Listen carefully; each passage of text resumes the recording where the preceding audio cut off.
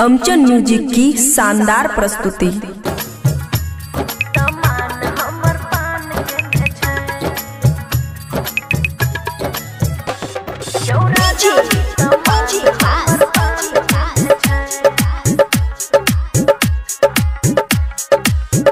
हे यो ओढ़ना बिछौना लाके चल जाओ दलानी, हट के सुते क्या चाही बात कनी मान।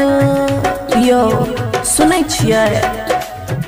हे यो ओढ़ना बिछौना लाके चल जाओ दलानी, हट के सुते क्या चाही बात कनी मान। उ नहीं है तो सैया, उ नहीं है तो सैया, करू नहीं परेशानी सामान हमर पान खेने छै। यो सैया जी, यो राजा जी, सामान हमर पान खेने छै। सामान हमर पान खेने छै।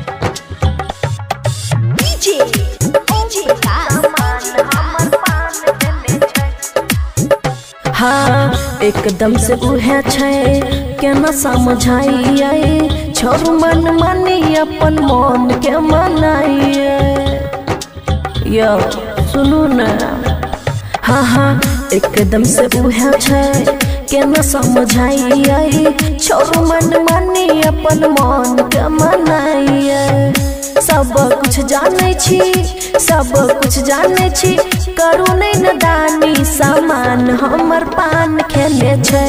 यो सैया जी सामान हमर पान खेने छै। छुअब नहीं छुएब अभी चुए जवन में बा, भेल खरिहान हमर गाड़ी जोगवा में बा। झूठे कहने छी, झूठे कहने छी, हमारा हरानी सामान हमर पान खेने छै। यो सैया जी सामान हमर पान खेने छै। खुशी रिकॉर्डिंग स्टूडियो बलुआहा।